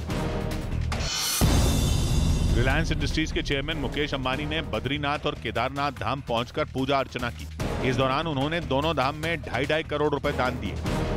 उधर हिजाब पर सुप्रीम कोर्ट की बेंच किसी नतीजे पर नहीं पहुंच पाई। बेंच 2 जजों की थी और दोनों ही जजों का फैसला अलग अलग आया, जिसके बाद अब यह मामला सुप्रीम कोर्ट की बड़ी बेंच के पास भेजा जाएगा। It has to be placed before the Honorable Chief Justice of India, and he is going to form a new bench. Either it will be a larger bench or it could be even 3 judges bench. इससे पहले Karnataka high court ने हिजाब को इस्लाम में जरूरी मानने से इनकार कर दिया था। इस बीच रूस और यूक्रेन दोनों ने एक दूसरे की सेनाओं को जबरदस्त नुकसान पहुंचाने का दावा किया। रूस ने जहां यूक्रेन के 300 से ज्यादा सैनिकों को मारने की बात कही, तो यूक्रेन ने उसके कई ड्रोन ढेर करने का दावा किया और सबूत के तौर पर उसका एक वीडियो भी जारी किया, जिसमें उसका एक एंट्री ड्रोन सिस्टम जंगल के बीच गरजता दिखा। यूक्रेन ने दावा किया कि उसके निशाने पर रूस का वो ड्रोन था जो उसके सैन्य ठिकानों की टोह लेने आया था। लेकिन इससे पहले कि वो कामयाब हो पाता, ज़ेलेंस्की की फौज ने उसे मिट्टी में मिला दिया। इससे उलट रूस के दावे भी कम नहीं। रूस के रक्षा विभाग की तरफ से की गई प्रेस कॉन्फ्रेंस में 300 से ज्यादा यूक्रेनी सैनिकों के मारे जाने की बात कही गई। Tactical and dummy aviation, missile troops and artillery have neutralized Ukraine. रूस के मुताबिक यूक्रेन के सैन्य अड्डों पर उसके लड़ाकू विमानों ने ऐसा कहर बरपाया कि वहां मौत का तांडव मच गया, जिसके बाद खार्किव, लुहांस्क और कीव के आसपास हुए हमलों में न सिर्फ सैनिकों की जान गई, बल्कि पश्चिमी देशों की तरफ से मिले हथियारों की बड़ी खेप भी नष्ट हो गई। इधर महाराष्ट्र में आदमखोर बाघ पकड़ा गया। महाराष्ट्र के वर्धा, गढ़चिरौली और भंडारा में 19 लोगों को अपना शिकार बना चुके आदमखोर बाघ को वन विभाग ने पकड़ लिया। दिल्ली के पास गाजियाबाद में झुग्गियों और कबाड़ की दुकान में आग लग गई, जिसकी जानकारी मिलते ही मौके पर पहुंची दमकल विभाग की टीम ने आग पर काबू पा लिया। मध्य प्रदेश के छिंदवाड़ा में ईंट से भरे एक ट्रैक्टर समेत 4 लोग हिवरा नदी में बह गए। हालांकि ड्राइवर ने किसी तरह तैरकर अपनी जान बचा ली, जबकि बाकी लोगों की तलाश की जा रही है। उधर आंध्र प्रदेश के अनंतपुर से दिल दहला देने वाला एक वीडियो सामने आया, जिसमें एक ट्रक सैलाब को पार करने की कोशिश करते हुए पानी में जा गिरा, जिसका वीडियो वहां मौजूद कुछ लोगों ने बना लिया। जिसमें एक ट्रक लबालब भरे पुल को पार करने के चक्कर में सीधे पानी में पलट गया। भारी बारिश की वजह से पुल पर पानी ज्यादा और बहाव तेज था, फिर भी ड्राइवर ट्रक लेकर आगे चल पड़ा, लेकिन लहरों की मार उसके पहियों को पीछे की तरफ धकेलती रही और थोड़ी ही देर में वो पानी में जा गिरा। इसके बाद जो हुआ, ब्रेक के बाद परमाणु पनडुब्बियों को अलर्ट कर दिया है। नेटो महासचिव ने भी एक कार्यक्रम में बताया कि रूस की हर हरकत की निगरानी की जा रही है। बाइडेन और उनके सहयोगी देश पुतिन की उस धमकी के बाद अलर्ट हैं, जिसमें उन्होंने कहा था कि वो अपने इलाकों की रक्षा करने के लिए परमाणु हथियार चला सकते हैं। और पुतिन की इस धमकी ने अमेरिका समेत नेटो में शामिल हर देश को हिलाकर रख दिया था। बाइडेन ने यह तक बोल दिया था कि पुतिन मजाक नहीं करते। ब्रिटेन के पूर्व सेना प्रमुख ने भी परमाणु युद्ध की आशंका जताई थी। और अब खबर है कि पुतिन के परमाणु हथियारों पर उनके दुश्मन नजर रख रहे हैं, क्योंकि उन्हें लगता है कि कीव पर मिसाइल अटैक करके और वहां तबाही मचाकर पुतिन आने वाले खतरे का सिग्नल दे रहे हैं। कहा तो यह भी जा रहा है कि पुतिन मिसाइलें गिराकर और कीव को जलाकर क्राइमिया ब्रिज अटैक का बदला नहीं ले रहे, बल्कि आने वाले परमाणु युद्ध की चेतावनी दे रहे हैं, क्योंकि क्राइमिया पुतिन के लिए नाक का मसला है, जहां ब्रिज अटैक ने पुतिन की तीसरी आंख खोल दी। जिसके बाद कीव और यूक्रेन के दूसरे शहरों में पुतिन ने विनाश का ऐसा खेल खेला कि बाइडेन एंड कंपनी के पसीने छूट गए। एक तरफ ज़ेलेंस्की मदद मांगते रहे और दूसरी तरफ पुतिन उनकी राजधानी को नर्क में बदलते रहे, जिसका नतीजा यह हुआ कि यूक्रेन का 30% इलाका अंधेरे में डूब सकता है, क्योंकि पुतिन ने चालाकी भरी चाल चली और यूक्रेन के पावर प्लांट पर मिसाइलें दागनी। माना जा रहा है कि पुतिन के यही आक्रामक तेवर अमेरिका और नेटो को परेशान कर रहे हैं और उन्होंने पुतिन के परमाणु हथियारों की जासूसी शुरू कर दी है, क्योंकि उन्हें पता है कि अगर पुतिन का मूड खराब हुआ तो वो मिसाइलों की तरह ही परमाणु बम दागने से पहले एक बार नहीं सोचेंगे। एक कार्यक्रम में नेटो महासचिव ने खुद कहा कि अमेरिका और नेटो रूस के परमाणु हथियारों की क्लोज मॉनिटरिंग कर रहे हैं। ब्रिटेन की खुफिया एजेंसी के प्रमुख तो ये भी मान रहे हैं कि पश्चिमी देशों के लिए ये पता लगाना मुश्किल है कि पुतिन का परमाणु हथियार कब और किधर से आएगा, क्योंकि रूस इकलौता देश है जो खुलकर परमाणु हथियारों के इस्तेमाल की बात कह रहा है। यानी पुतिन की एक धमकी ने पूरे के पूरे नेटो की नींद उड़ा दी। फ्रांस तो ऐसा घबराया है कि उसने अब बोल दिया है कि अगर पुतिन ने यूक्रेन पर परमाणु हथियार चलाया तो वो जवाब नहीं देगा। मतलब साफ है, फ्रांस यूक्रेन के चक्कर में बलि नहीं चढ़ना चाहता। लेकिन बाइडेन ऐसा नहीं कर रहे, क्योंकि वो केवल रूस के परमाणु हथियारों पर नजर ही नहीं रख रहे, बल्कि उन्होंने पुतिन के परमाणु प्लान का जवाब देने की तैयारी भी शुरू कर दी है।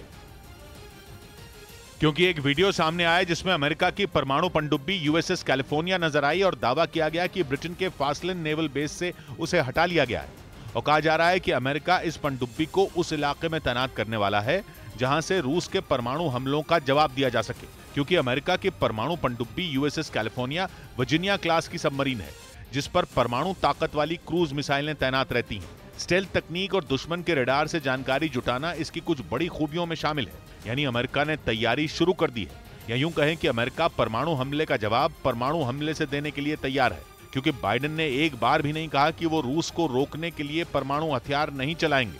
मतलब यह कि दबी जबान में ही सही बाइडेन संकेत दे रहे हैं कि रूस के हर वार का जवाब उसी अंदाज में दिया जाएगा। यही नहीं, अब तो नेटो ने रूस पर नजर रखनी भी शुरू कर दी है और नेटो के एक अधिकारी ने रूस को यह धमकी भी दे डाली कि रूस ने परमाणु हमला किया तो इसका बुरा अंजाम होगा। मतलब दोनों तरफ से तलवारें खिंच चुकी हैं। फर्क बस इतना है कि रूस जो कर रहा है वो दुनिया देख रही है और अमेरिका जो कर रहा है वो बाइडेन एंड कंपनी के मुंह से सुन रही है। क्राइमिया का बदला लेने के लिए जब पुतिन ने कीव में कोहराम मचाया तो खूब शोर मचा। कीव की दुर्दशा देखकर पश्चिमी देश खूब चीखे चिल्लाए, लेकिन रूस को रोक नहीं पाए। पुतिन यूक्रेन में जो करना चाहते थे वो कर रहे हैं। यूक्रेन की राजधानी का जो हश्र उन्होंने किया वो इस बात का सबूत है कि पुतिन को किसी आलोचना से फर्क नहीं पड़ता, उल्टा वो और ज्यादा आक्रामक हो गए हैं, जिसकी वजह से यूक्रेन बर्बाद हो रहा है। पुतिन की मिसाइलें खुलेआम यूक्रेन में तांडव कर रही हैं और इसी बीच अमेरिका और नेटो में परमाणु हमले से जुड़ी हलचल दुनिया को डरा रही है, क्योंकि लग रहा है कि ये तीसरे विश्व युद्ध की तैयारी है। इस बीच पश्चिमी मीडिया ने यह दावा किया कि पुतिन के करीबी और रूसी सुरक्षा परिषद के एक अधिकारी ने यूक्रेन को नेटो में शामिल करने पर तीसरे विश्व युद्ध की धमकी दे दी, क्योंकि रूस किसी भी कीमत पर यह नहीं चाहता कि यूक्रेन अमेरिका की अगुवाई वाले सैन्य गठबंधन में शामिल हो। और इसी वजह से रूस ने यह धमकी दी कि अगर ऐसा हुआ तो फिर तीसरा विश्व युद्ध छिड़ने में देर नहीं लगेगी। पश्चिमी मीडिया का दावा है कि पुतिन किसी भी वक्त यूक्रेन को तबाह करने के लिए परमाणु बम गिरा सकते हैं। यही नहीं, वो कई बार पश्चिमी देशों को भी एटम बम से निशाना बनाने की धमकी दे चुके हैं। पुतिन के जानने वालों का कहना है कि वो कोई कोरी धमकी नहीं दे रहे हैं, बल्कि अगर पुतिन को यूक्रेन की जंग में हार दिखने लगी तो वो एटम बम गिराने से नहीं चूकेंगे। हालांकि अभी तक इसकी नौबत नहीं आई है, लेकिन रूसी सुरक्षा परिषद के एक अधिकारी अलेक्जेंडर वेनेदिक्तोव की धमकी ने पूरी दुनिया को खौफ से भर दिया। पश्चिमी मीडिया का दावा है कि वेनेदिक्तोव ने यह चेतावनी दी कि अगर नेटो ने यूक्रेन को सदस्यता दी तो ये जंग तीसरे विश्व युद्ध में बदल जाएगी। मतलब यह कि दुनिया तीसरे विश्व युद्ध के कगार पर पहुंच चुकी है। दावा किया जा रहा है कि अगर नेटो ने यूक्रेन को सदस्यता दी तो पुतिन पश्चिमी देशों के खिलाफ खुले तौर पर जंग का ऐलान कर देंगे और ऐसी सूरत में वो परमाणु मिसाइल छोड़ने से भी नहीं हिचकिचाएंगे। रूस की तरफ से परमाणु बम चलेंगे तो जाहिर है उसके हमले का जवाब देने के लिए पश्चिमी देश भी एटम बम का इस्तेमाल करेंगे, जिसका नतीजा होगा दुनिया की तबाही। यही वजह है कि रूसी सुरक्षा परिषद के अधिकारी अलेक्जेंडर वेनेदिक्तोव ने पश्चिमी देशों को यूक्रेन को नेटो में नहीं शामिल करने की नसीहत दी। असल में 30 सितंबर को पुतिन ने यूक्रेन के 4 इलाकों ज़ापोरिज़िया, खरसोन, डोनेस्क और लुहांस्क को रूस में मिलाने का ऐलान किया था। उनकी इस घोषणा के कुछ ही घंटों बाद ज़ेलेंस्की ने नेटो की सदस्यता हासिल करने के लिए आवेदन कर दिया था, जिससे पुतिन आग बबूला है। वो ये नहीं चाहते कि यूक्रेन नेटो का सदस्य बने, क्योंकि अगर यूक्रेन इस सैन्य गठबंधन में शामिल हो गया तो पश्चिमी देशों की सेनाएं उनके दरवाजे पर खड़ी हो जाएंगी, जो पुतिन कभी बर्दाश्त नहीं करेंगे। असल में यूक्रेन पर रूस के हमले के पीछे की सबसे बड़ी वजह भी यही है। जंग से पहले यूक्रेन हर आंध्र प्रदेश के अनंतपुर से दिल दहला देने वाला एक वीडियो सामने आया, जिसमें एक ट्रक सैलाब को पार करने की कोशिश करते हुए पानी में जा गिरा, जिसका वीडियो वहां मौजूद कुछ लोगों ने बना लिया। जिसमें एक ट्रक लबालब भरे पुल को पार करने के चक्कर में सीधे पानी में पलट गया। भारी बारिश की वजह से पुल पर पानी ज्यादा और बहाव तेज था, फिर भी ड्राइवर ट्रक लेकर आगे चल पड़ा, लेकिन लहरों की मार उसके पहियों को पीछे की तरफ धकेलती रही और थोड़ी ही देर में वो पानी में जा गिरा। ट्रक के पानी में गिरते ही वहां चीख पुकार मच गई। इसी बीच कुछ लोग ड्राइवर की मदद के लिए आगे आए, लेकिन उफान को देख किसी की हिम्मत नहीं हुई कि वो पानी में उतरकर ड्राइवर की मदद कर सके। इस बीच खबर है कि ज़ेलेंस्की की सेना ने खैरसोन के कुछ और इलाके पुतिन से छीन लिए। पश्चिमी मीडिया के मुताबिक ज़ेलेंस्की ने इस साल के आखिर तक पूरे खैरसोन को फिर से हासिल करने की कसम खाई है। और यही वजह है कि खैरसोन के कुछ इलाकों में भीषण जंग छिड़ी हुई है। यूक्रेन की सेना पुतिन की फौज पर काल बनकर टूट रही है। पश्चिमी मीडिया का दावा है कि अमेरिका और नेटो देशों से मिले हथियारों से यूक्रेन की सेना रूसी फौज पर जोरदार पलटवार करने में जुटी है। मतलब यह कि ज़ेलेंस्की के सैनिकों ने यह ठान लिया है कि वो किसी भी कीमत पर खैरसोन से रूसी सेना को खदेड़कर ही दम लेंगे, और इसीलिए यूक्रेन की फौज ने रूसी सेना पर हमले भी तेज कर दिए हैं। इन सब के बीच पश्चिमी मीडिया ने यह दावा किया कि खैरसोन के 5 गांवों को यूक्रेन ने रूसी सेना के चंगुल से छुड़ा लिया है। और अगर यह दावा सही है तो यह पुतिन के लिए करारी शिकस्त होगी, क्योंकि पुतिन के मुताबिक खैरसोन पर पूरी तरह से रूस का कब्जा हो चुका है। कुछ रोज पहले ही डोनेस्क, लुहांस्क और ज़ापोरिज़िया के साथ खैरसोन को भी पुतिन ने जनमत संग्रह कराकर रूस में मिला लिया था। और उस वक्त भी ज़ेलेंस्की ने यह दावा किया था कि खैरसोन के कई इलाकों पर उनकी सेना का कंट्रोल। असल में खैरसोन उन इलाकों में शामिल है जिन पर रूस ने सबसे पहले धावा बोला था। रूसी सेना ने मिसाइलों और रॉकेटों की ऐसी बारिश की थी कि पूरा शहर ही खंडहर में तब्दील हो गया था। मिसाइलों की मार से कई बड़ी बड़ी इमारतें धूल में मिल गई थी। यही नहीं, पुतिन की फौज ने ताकतवर टैंकों से इतने गोले बरसाए थे कि पूरा शहर ही थर्रा उठा था। कई दिनों तक चली जंग के बाद रूस ने खैरसॉन के कई इलाकों पर कब्जा करने का दावा कर दिया था और जो बच गए थे उन्हें हासिल करने के लिए रूसी सेना वहां आसमान से मिसाइलों की बारिश कर रही थी। जबकि पश्चिमी मीडिया का दावा है कि यूक्रेन की सेना ने पुतिन की फौज को हर मोर्चे पर करारा जवाब दिया। यूक्रेन का आरोप है कि शहर पर कब्जा करने के दौरान रूसी सेना ने बड़ी संख्या में वहां रहने वाले आम नागरिकों की हत्या कर दी थी और हत्याओं का यह सिलसिला अब भी जारी है। आरोप है कि जिन इलाकों पर रूस का कब्जा नहीं है वहां पुतिन की फौज रिहायशी इलाकों को निशाना बना रही है। दावा किया गया कि पिछले दिनों खैरसॉन के एक इलाके में रूसी सेना ने मिसाइल से हमला किया था जिसमें 9 लोगों की जान चली गई थी। इसी तरह से रूसी फौज ने कुछ और इलाकों पर बमों की बारिश की थी जिससे पूरा इलाका दहल गया था। हालांकि यूक्रेन के सैनिक पुतिन की फौज पर जोरदार पलटवार कर रहे हैं और अब दावा किया जा रहा है कि खैरसॉन के 5 गांवों से उसकी सेना ने रूस के सैनिकों को पीछे धकेल दिया है। इधर बिहार के सहरसा में डिलीवरी बॉय से लूटपाट की गई। बिहार के सहरसा में लूटपाट के दौरान बदमाश ने एक लड़के को गोली मार दी जिसे गंभीर हालत में अस्पताल में भर्ती कराया गया। दिल्ली के पास गाजियाबाद में एक महिला ने भरे बाजार में अपने पति की पिटाई कर दी। महिला का आरोप है कि उसका पति अपनी प्रेमिका को शॉपिंग करवा रहा था। महिला ने इसकी शिकायत पुलिस को भी दी। मध्य प्रदेश के नर्मदापुरम में एक युवक शराब के नशे में मोबाइल टावर पर चढ़ गया, जिसके बाद मौके पर पहुंची पुलिस और आसपास के लोगों ने किसी तरह समझा बुझाकर उसे नीचे उतारा। उधर बिहार के बेगूसराय की तरफ बेतिया में भी मोटरसाइकिल सवार बदमाश ने राहगीरों पर फायरिंग कर दी। इसके बाद वो मौके से फरार हो गया। लेकिन इस घटना में 5 लोगों को गोली लग गई, जिनमें एक की हालत गंभीर है। एक आदमी मोटरसाइकिल से आया, चेहरा बांधा था और आके फायरिंग किया। इससे पहले बेगूसराय में भी इसी तरह मोटरसाइकिल सवार बदमाशों ने लोगों पर ताबड़तोड़ फायरिंग करके सनसनी मचा दी थी। इस बीच यूरोप के गैस संकट पर एक बहुत बड़ी खबर आई। संकेत मिला है कि यूरोप ने सर्दियों से पहले नेचुरल गैस की किल्लत दूर करने का रास्ता निकाल लिया है। सबसे हैरान करने वाली बात यह कि यूरोप की ठंड का सहारा पुतिन ही बनने वाले हैं। मतलब यूक्रेन पर मिसाइलों की बौछार और यूरोप से प्यार, वो इसलिए क्योंकि यूरोप की ठंड रूस से हुई गैस की सप्लाई से ही कटेगी। मतलब साफ हो गया कि यूरोप की ऊर्जा की जरूरतें पुतिन ही पूरी करेंगे। रूस के तेल और गैस पर कड़े बैन खुद यूरोपियन यूनियन ने लगाए थे। यूक्रेन का समर्थन करने के लिए पुतिन से किनारा खुद यूरोप ने किया था। अब तक यूरोप के देश ही पुतिन को कोसते थक नहीं रहे थे। लेकिन अब पता चला है कि यूरोप के देश पुतिन की गैस खरीदने पर राजी हो गए हैं। अब तक किसी समझौते पर दस्तखत तो नहीं हुए हैं, ना ही कोई औपचारिक ऐलान हुआ है, लेकिन माना जा रहा है कि इस पर फैसला हो चुका है। ऐसा रास्ता निकाला गया है जिससे ना रूस को कोई परेशानी है और ना ही यूरोप को। जंग से पहले और जंग के बाद के सौदों में केवल मामूली सा बदलाव होगा।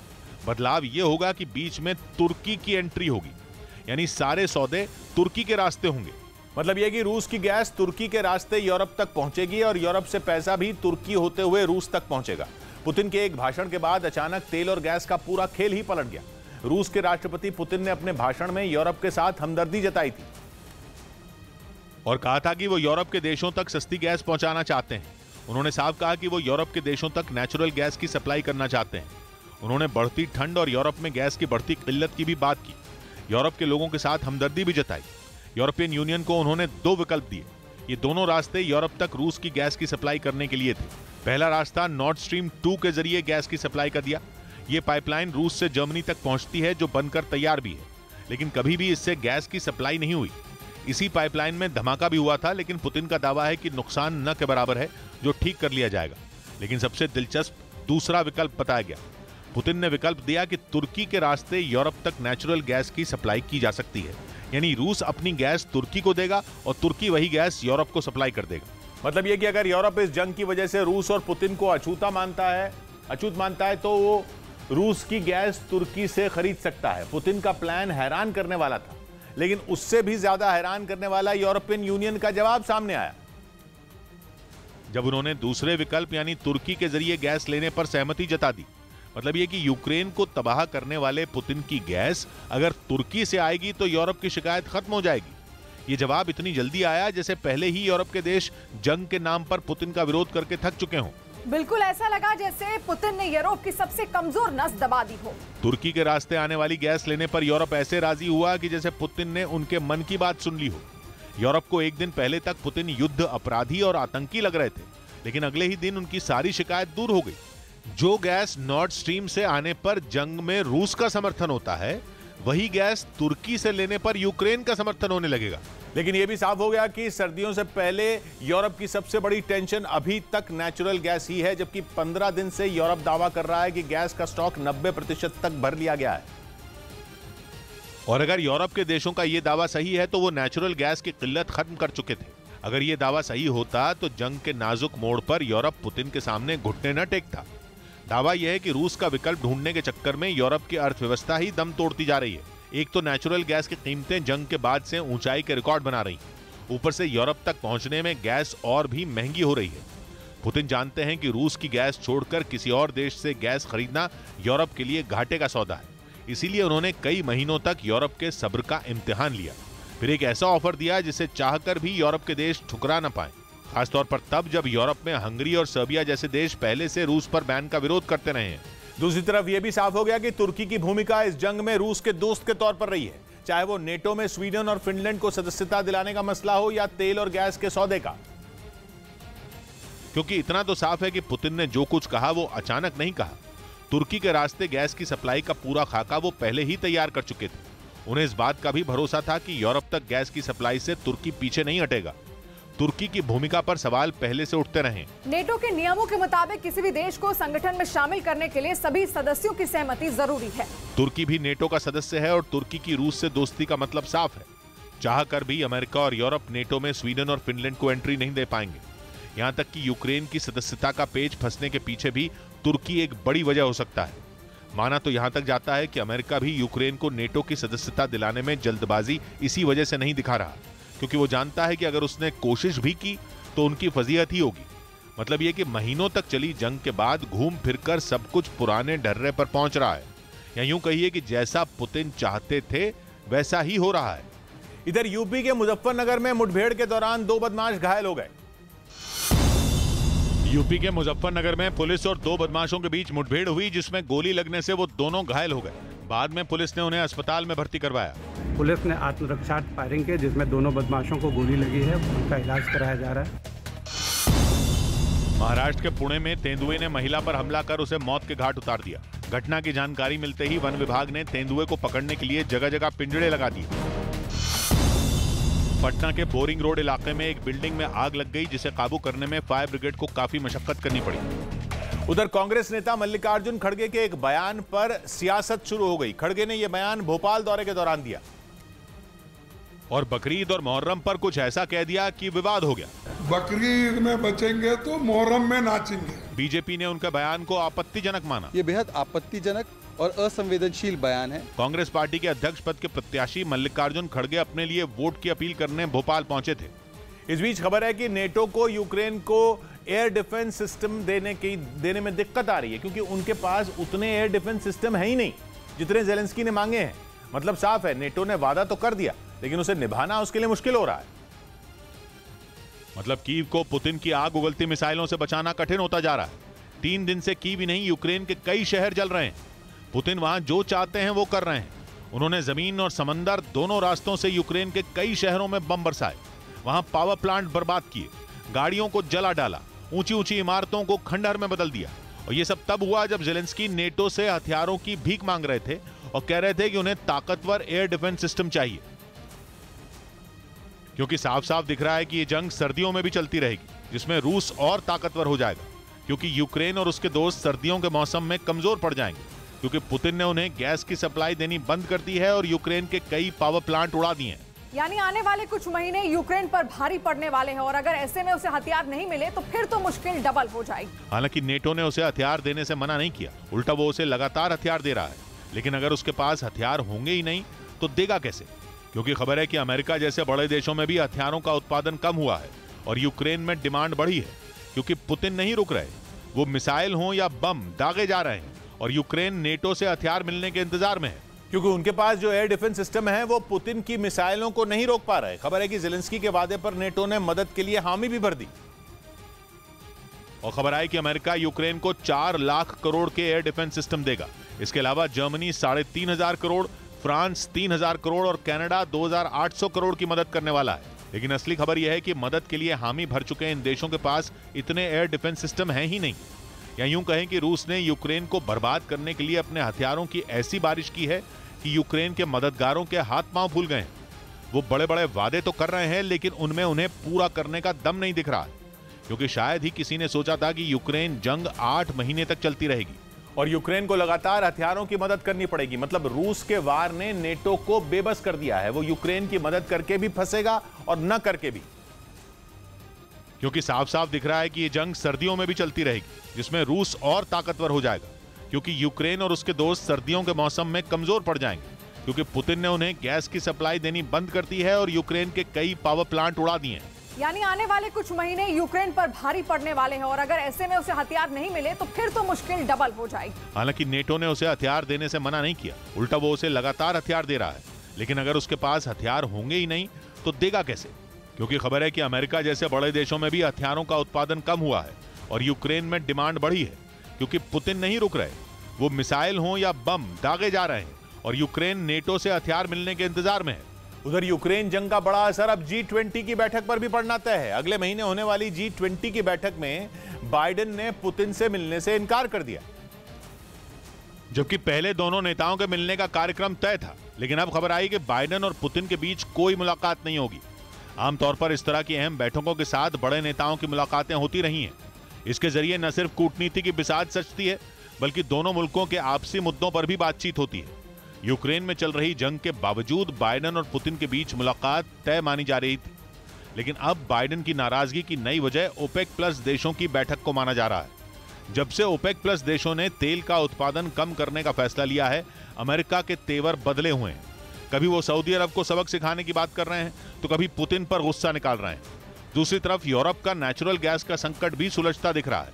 अगर वो संकट सुलझ गया तो अमेरिका को बड़ा कारोबारी झटका भी लगेगा। माना जा रहा है कि बाइडेन और पुतिन के बीच अभी दूरी और बढ़ सकती है। इस बीच स्विट्जरलैंड में बुर्के पर बैन लगाने की तैयारी। स्विट्जरलैंड में बुर्का पहनने पर प्रतिबंध लगाने की तैयारी है। इससे जुड़ा प्रस्ताव वहां की संसद में भेजा गया, जिसमें नियमों के उल्लंघन पर 1000 स्विस फ्रैंक यानी भारतीय रुपयों में करीब 82,000 रुपए का जुर्माने का भी जिक्र है। यूपी के शाहजहांपुर में एक चलती कार में अचानक आग लग गई। गनीमत ये रही कि उसका ड्राइवर वक्त रहते कार से बाहर निकल आया। पाकिस्तान ने बांग्लादेश को 3 देशों की सीरीज के आखिरी मुकाबले में 7 विकेट से हरा दिया। इस जीत के साथ ही पाकिस्तान की टीम फाइनल में पहुंच गई, जहां उसका सामना न्यूजीलैंड से होगा। इधर तेलंगाना के हैदराबाद में भारी बारिश के बाद बाढ़ जैसे हालात बन गए। वहां के एक इलाके से सैलाब के कहर का हैरान करने वाला वीडियो सामने आया, जिसमें एक ऑटो पानी में किसी तिनके की तरह बहता दिखाई दिया। पानी का बहाव इतना ज्यादा था कि ऑटो उसके थपेड़ों को सह नहीं पाया और वो बह गया। सैलाब के इस सितम को देख वहां मौजूद लोग भी हैरान रह गए। लोगों के घरों के बाहर गली में बह रहे पानी को देखकर ऐसा लगा मानो कोई नदी वहां उतर आई हो। पानी के बीच 2 लोग अपने स्कूटर और मोटरसाइकिल के साथ फंसे दिखे। इस दौरान वो बचने की कोशिश करते रहे, लेकिन पानी की रफ्तार इतनी थी जो रास्ते में आने वाली हर चीज को बहा ले जाए। और हुआ भी ऐसा ही। एक दूसरी मोटरसाइकिल पानी के तेज बहाव में बह गई। हालांकि उस पर बैठा आदमी सैलाब से बचने की कोशिश करता दिखा, लेकिन वो मोटरसाइकिल को बहने से नहीं बचा पाया। पानी की तेज धारा के बीच वो सड़क पार करने की कोशिश करता दिखा, पर इससे पहले कि वो सड़क पार कर पाता, पानी के तेज थपेड़ों से उसका बैलेंस बिगड़ गया, जिसके बाद वो मोटरसाइकिल के साथ बहने लगा। गनीमत ये रही कि वहां मौजूद एक आदमी ने उसे बचा लिया, लेकिन उसकी मोटरसाइकिल पानी में तिनके की तरह बह गई। लोगों के घरों के बाहर रखी कुछ चीजें भी पानी के साथ बहती दिखी। वहां भारी बारिश के बाद गलियां तालाब में तब्दील हो गई, जिसकी वजह से घरों के बाहर खड़ी कारें भी आधी डूब गईं। उधर यूक्रेन की जंग में एलॉन मस्क एक बार फिर सुर्खियों में आ गए। यूक्रेन की सरकार ने उनका शुक्रिया तक किया, जबकि 2 दिन पहले ही जेलेंस्की और मस्क के बीच सोशल मीडिया पर तीखी बहस हुई थी। और जेलेंस्की ने यह तक आरोप लगा दिया है कि मस्क अब पुतिन के समर्थक हो गए हैं। ऐसा उस वक्त हुआ था जब इलॉन मस्क ने सोशल मीडिया पर एक पीस प्लान डाला था, एक ऐसा पीस प्लान जिसके बाद यूक्रेन से मस्क के रिश्तों में तूफान आ गया था। लेकिन ऐसा लग रहा था कि जेलेंस्की और मस्क के बीच दीवार खड़ी हो गई है, ऐसी दीवार जिसकी वजह से इस जंग में यूक्रेन को भारी नुकसान हो सकता है। लेकिन अचानक यूक्रेन के उप प्रधानमंत्री ने मस्क का आभार जता दिया। मस्क ने भी ऐसा जवाब दिया जिससे लगा कि सब कुछ सामान्य हो रहा है। पूरा मसला मस्क के स्टारलिंक इंटरनेट से जुड़ा है। मस्क का इंटरनेट यूक्रेन के कई इलाकों में पिछले कुछ दिनों से काम नहीं कर रहा था, और यूक्रेन मानकर चल रहा था कि यह रुकावट इलॉन मस्क के जानबूझकर पैदा की है। इलॉन मस्क के पीस प्लान को भी इससे जोड़कर देखा जाने लगा। ज़ेलेंस्की ये मान रहे थे कि मस्क और पुतिन के बीच कोई खिचड़ी पक रही है, इसीलिए मस्क ने यूक्रेन को इंटरनेट देना बंद किया है। जिसके बाद रूस ने अपनी पीठ थपथपानी शुरू कर दी थी। यहां तक कि रूस ने दावा किया था कि इंटरनेट बंद होने के पीछे उनका एक सैटेलाइट है, एक ऐसा सैटेलाइट जिसके जरिए स्टारलिंक के इंटरनेट को ब्लॉक किया गया है। वहीं एक वेबसाइट ने छापा कि मस्क के पीस प्लान के पीछे एक बड़ी साजिश है। सबसे हैरान करने वाला दावा यह किया गया कि पीस प्लान देने से पहले मस्क ने पुतिन से बात की थी। ये जानकारी जैसे ही दी गई, हर कोई हैरान रह गया। इलॉन मस्क ने अपने पीस प्लान में क्राइमिया को रूस का बता दिया था। ऊपर से जहां रूस ने रेफरेंडम करवाया, वहां दोबारा वोटिंग कराने की सलाह दे दी थी। ये दोनों ही बातें यूक्रेन को चुभने वाली थी। जिन इलाकों को यूक्रेन अपना मानता है, वहां वोटिंग कराने की सलाह ज़ेलेंस्की को सबसे ज्यादा चुभी थी। इसीलिए मस्क के पीस प्लान ने नई आग लगाने का काम कर दिया था, जिसके बाद इंटरनेट के सिग्नल गायब होने को जंग में मस्क का यू टर्न कहा जाने लगा था। लेकिन इलॉन मस्क ने ऐसे हर दावे को खारिज कर दिया। इंटरनेट बंद होने के पीछे तो उन्होंने सफाई दी ही, पुतिन से बातचीत होने के दावे को भी झूठा बता दिया। और इलॉन मस्क ने दोहराया कि इस जंग में वो यूक्रेन के साथ हैं। मस्क ने बताया कि जिन इलाकों पर रूस का कब्जा हो चुका है, वहां जानबूझकर इंटरनेट बंद किया गया था। ऐसा इसलिए किया गया था ताकि दुश्मन की फौज इंटरनेट का इस्तेमाल न कर पाए। पुतिन से बातचीत को तो उन्होंने पूरी तरह गलत बता दिया। साफ कहा कि आखिरी बार पुतिन से उनकी बातचीत 1.5 साल पहले हुई थी, वो भी स्पेस में स्टारलिंक के प्रोजेक्ट पर। लेकिन दावा यह है कि मस्क से केवल ज़ेलेंस्की ही नाराज नहीं हुए, बल्कि यूरोप के कुछ देश भी नाराज हुए, जिसके बाद स्टारलिंक का इंटरनेट दोबारा शुरू कर दिया गया। इंटरनेट ठीक होते ही यूक्रेन की फौज को जैसे कोई नया हथियार हाथ लग गया हो। यूक्रेन के हौसले तो मजबूत हुए ही, ज़ेलेंस्की और मस्क की दोस्ती का धागा भी एक बार फिर जुड़ गया। इधर दिवाली पर चीन को झटका लगा। दिवाली पर भारत में बनी सजावट की चीजों की मांग बढ़ने से कारोबारियों ने अनुमान जताया कि इस बार चीनी कंपनियों को भारी नुकसान हो सकता है। इस बार लगभग 60,000 करोड़ का व्यापार का नुकसान चाइना को होने वाला है। मुंबई के संजय गांधी नेशनल पार्क के वन अधिकारियों ने बिछड़े हुए तेंदुए के बच्चे को उसकी मां से मिला दिया। 3 दिन पहले तेंदुए का बच्चा रास्ता भटककर दूसरे इलाके में चला गया था। जम्मू कश्मीर के अनंतनाग में मुठभेड़ के दौरान घायल हुए सेना के कुत्ते की मौत हो गई। इस बीच यूक्रेन पर बरस रही रूस की मिसाइलों के बाद अब यूक्रेन की तुलना सीरिया से की जाने लगी है। दावा यह किया जा रहा है कि पुतिन अब यूक्रेन का सीरिया जैसा हाल करने का फैसला कर चुके हैं। मतलब यह कि कीव पर बरस रही मिसाइलें तो केवल ट्रेलर हैं। यूक्रेन में असली तबाही तो अब होगी। माना जा रहा है कि पुतिन जिस तरह की मिसाइलें बरसा रहे हैं, यूक्रेन के लिए यह तबाही की उल्टी गिनती है। बहुत कुछ वैसे ही है जब सीरिया 11 साल पहले तबाह हो गया था, वैसे ही यूक्रेन भी तबाही के रास्ते पर चल पड़ा है। सबसे बड़ी बात यह है कि इस तबाही को रोकने के लिए यूक्रेन की तरफ से हुई सारी कोशिशें नाकाम दिख रही हैं। माना तो ये तक जा रहा है कि मिसाइलों के ताबड़तोड़ हमले पुतिन का बदला है। क्राइमिया ब्रिज पर हुए हमले ने पुतिन को झकझोर कर रख दिया। इससे पहले मॉस्को के डूबने के बाद भी पुतिन ने संयम नहीं खोया था, लेकिन अब उनका सब्र जवाब दे चुका है। दावा यह है कि अब पुतिन के लिए यह कोई स्पेशल मिलिट्री ऑपरेशन नहीं, बल्कि एक जंग बन चुका है। एक ऐसी जंग जिसमें उनका मकसद केवल यूक्रेन का अंत करना है। इसीलिए उनके इस ऑपरेशन की तुलना अब सीरिया से होने लगी है। सीरिया में विद्रोहियों के ठिकानों और वहां की इमारतों पर बम बरसाने वालों में रूस की सेना भी शामिल थी, जिसने सीरिया में इमारतों, स्कूलों और अस्पतालों तक को निशाना बनाया था। ऐसे ऐसे बम बरसाए गए थे जिन्होंने बड़े बड़े इलाकों को एक झटके में बंजर धरती में बदल दिया था। सीरिया की रिहायशी बस्तियां, वहां के बाजार और उद्योग तक जमीन से गायब कर दिए गए थे। दावा तो यहां तक है कि यूक्रेन का अंजाम सीरिया से भी बुरा हो सकता है, क्योंकि यूक्रेन में छिड़ी जंग में परमाणु बम का इस्तेमाल भी मुमकिन है। पुतिन की इस नई आक्रामक नीति का एक और सबूत है उनका नया जनरल। सीरिया में रूस की फौज की कमान संभाल चुके जनरल सर्गेई को पुतिन ने यूक्रेन के ऑपरेशन की कमान सौंप दी है। उनकी पहचान रूस के सबसे खूंखार और बेरहम अफसर की है। इसीलिए माना जा रहा है कि यूक्रेन में चल रही जंग अब सबसे आक्रामक दौर में पहुंच चुकी है। ऐसा दौर जिसमें यूक्रेन के हर शहर पर बम बरसाए जाएंगे, वो भी ऐसे बम जो एक झटके में पूरे के पूरे शहर को बंजर धरती में बदल दें। उधर यूएई के दुबई में उड़ने वाली पहली इलेक्ट्रिक कार का सफल परीक्षण किया गया। 2 सीटों वाली इस फ्लाइंग कार का नाम X2 है, जिसे चीन की एक कंपनी ने बनाया, जिसकी दुबई में मानव रहित टेस्टिंग की गई, जो पूरी तरह सफल रही। इस फ्लाइंग कार को चीन की इलेक्ट्रिक गाड़ी बनाने वाली कंपनी XPeng ने तैयार किया है। कार की टेस्टिंग का एक वीडियो भी सामने आया है, जिसमें यह कार हवा से बातें करती दिखाई दी। कंपनी का दावा है कि इस इलेक्ट्रिक फ्लाइंग कार में 2 लोग बैठ सकते हैं और ये 130 किलोमीटर प्रति घंटा की रफ्तार से हवा में उड़ सकती है। इसमें 8 प्रोपेलर यानी पंखनुमा यंत्र लगे हैं, जिनसे इसे उड़ान भरने में मदद मिलती है। बताया गया कि ये कार वर्टिकल लैंडिंग और टेक ऑफ कर सकती है। मतलब यह कि इस कार को उड़ने के लिए रनवे की जरूरत नहीं पड़ेगी, बल्कि ये जमीन से सीधे हवा में पहुंचेगी और बड़ी आसानी से जमीन पर सीधी उतर भी जाएगी। कंपनी के मुताबिक जुलाई 2021 में इंसानों को बैठाकर इसका परीक्षण किया जा चुका है, लेकिन अब इसकी मानव रहित टेस्टिंग की गई है। दावा किया जा रहा है कि जल्द ही इसका इस्तेमाल इंसानों को लाने ले जाने में किया जाएगा। इस बीच डोनेस्क में यूक्रेन की सेना ने पुतिन के सैनिकों पर जोरदार हमला बोला। डोनेस्क पूर्वी यूक्रेन के डॉनबास का वो इलाका है जिसे कुछ रोज पहले ही पुतिन ने जनमत संग्रह कराकर रूस में शामिल कर लिया था, लेकिन इसके बाद भी यूक्रेन की सेना वहां हार मानने को तैयार नहीं है और अपनी जमीन को वापस पाने के लिए लगातार पुतिन की फौज पर प्रहार कर रही है। पुतिन का दावा है कि डोनेस्क रूस का हिस्सा बन चुका है, लेकिन जेलेंस्की ये मानने को तैयार नहीं है। यही वजह है कि उनकी सेना डोनेस्क को फिर से रूस के चंगुल से छुड़ाने में जुटी है। दावा किया जा रहा है कि अमेरिका और दूसरे पश्चिमी देशों से मिले हथियारों से यूक्रेन के जवान रूसी सेना पर जोरदार हमले बोल रहे हैं, जिससे पुतिन की सेना पीछे हटने को मजबूर हो गई है। यूक्रेन की तरफ से डोनेस्क के एक इलाके में चल रही भीषण जंग का एक वीडियो भी जारी किया गया, जिसमें उसके जवान अमेरिका से मिले MK-19 ग्रेनेड लॉन्चर से ताबड़तोड़ हमला करते दिखे। और पश्चिमी मीडिया का दावा है कि अमेरिका के इस हथियार ने पुतिन की सेना के चक्के छुड़ा दिए हैं। यही नहीं, यूक्रेन के मुताबिक इस हथियार के दम पर उसकी सेना डोनेस्क के कई इलाकों से रूसी सेना को खदेड़ चुकी है और हर मोर्चे पर उन्हें काफी नुकसान भी पहुंचा रही है। बताया जा रहा है कि अमेरिका का यह हथियार पहली बार जंग के मैदान में उतरा है, जिसने पुतिन की फौज को नाकों चने चबाने पर मजबूर कर दिया। यूक्रेन की सेना की तरफ से डोनेस्क की लड़ाई का जो वीडियो जारी किया गया, उसमें जेलेंस्की के जवान अमेरिका के इस हथियार से दुश्मनों पर बमों की बारिश करते दिखे। इसी तरह का एक और वीडियो भी सामने आया, जिसमें अमेरिका की M2 मशीन गन से यूक्रेन के सैनिक रूस की फौज पर गोलियां चलाते दिखे। यूक्रेन का दावा है कि डोनेस्क के कई इलाकों को उसने पुतिन के चंगुल से छुड़ा लिया है और आने वाले कुछ दिनों में कई दूसरे इलाकों पर भी उसका कब्जा हो जाएगा।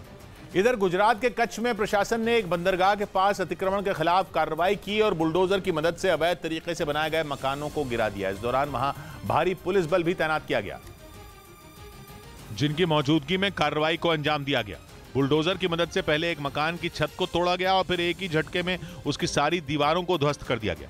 इसके बाद बुलडोजर धीरे धीरे आगे बढ़ता गया और उसने बाकी मकानों को भी मलबे का ढेर बना दिया।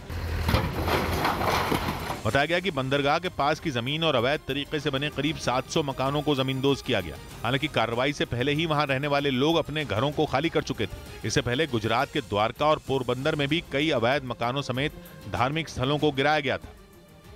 खामोशी अच्छी नहीं, इनकार होना चाहिए।